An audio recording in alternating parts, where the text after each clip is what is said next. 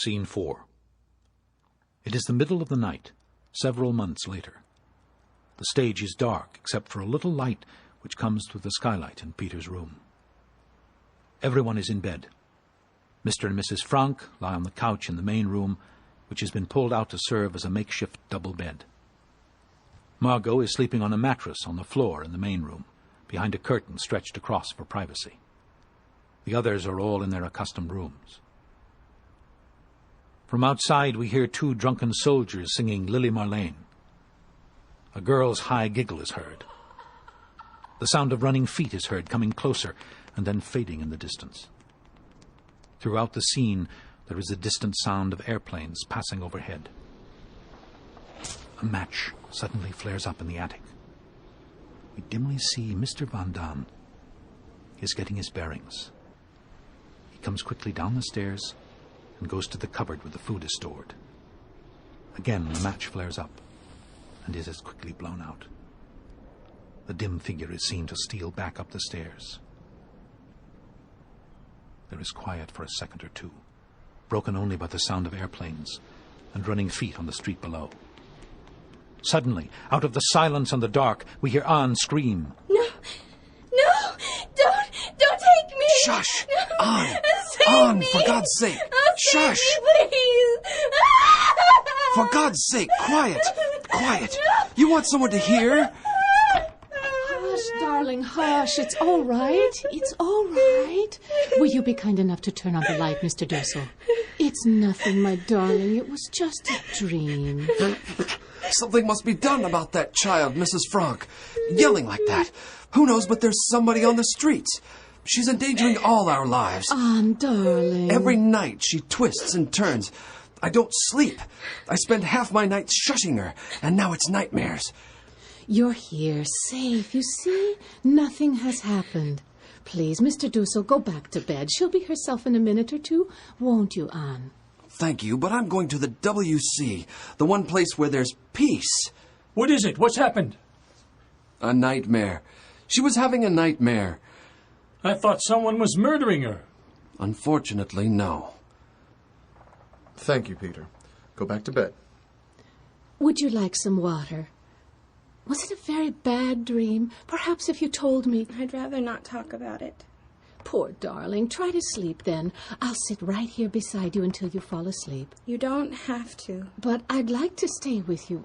Very much, really. I'd rather you didn't. Good night, then. You'll be all right. There's nothing that you want. Will you please ask Father to come? Of course, Anne, dear. Sie verlangt nach dir. Edith, liebe Schau. Es macht nicht. Ich danke dem lieben Herrgott, dass sie sich wenigstens an dich wendet, wenn sie Trost braucht. Geh hinein, oder sie ist ganz hysterisch vor Angst. Geh zu ihr. She wants nothing of me. She pulled away when I leaned down to kiss her. It's a phase. You her father? Most girls go through it. They turn to their fathers at this age. They give all their love to their fathers. You weren't like this. You didn't shut me out. She'll get over it. Oh, Pim, I dreamed that they came to get us, the Green Police. They broke down the door and grabbed me and started to drag me out the way they did Yofi. I want you to take this pill. What is it? Something to quiet you. Do you want me to read to you for a while? No. Just sit with me for a minute. Was I awful? Did I yell terribly loud? Do you think anyone outside could have heard? No. Lie quietly now. Try to sleep. I'm a terrible coward. I'm so disappointed in myself. I think I've conquered my fear. I think I'm really grown up. And then something happens, and I run to you like a baby. I love you, Father. I don't love anyone but you. Hannele. It's true. I've been thinking about it for a long time. You're the only one I love. Well, it's fine to hear you tell me that you love me, but I'd be happier if you said you loved your mother as well. She needs your help so much. Your love. We have nothing in common. She doesn't understand me. Whenever I try to explain my views on life to her, she asks me if I'm constipated. You hurt her very much just now. She's crying. She's in there crying. I can't help it. I only told the truth. I didn't want her here. Oh, Pim, I was horrible, wasn't I? And the worst of it is, I can stand off and look at myself doing it and know it's cruel, and yet I can't stop doing it. What's the matter with me? Tell me. Don't say it's just a phase. Help me. There's so little that we parents can do to help our children. We can only try to set a good example, point the way. The rest you must do yourself. You must build your own character. I'm trying. Really, I am. Every night I think back over all of the things I did that day that were wrong.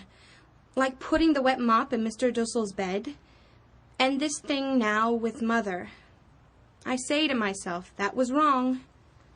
I make up my mind I'm never going to do that again. Never.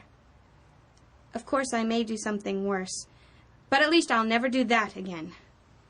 I have a nicer side. Father, a sweeter, nicer side. But I'm scared to show it. I'm afraid that people are going to laugh at me if I'm serious. So the mean on comes to the outside, and the good on stays on the inside. And I keep on trying to switch them around and have the good on outside and the bad on inside and be what I'd like to be and might be. If only... only...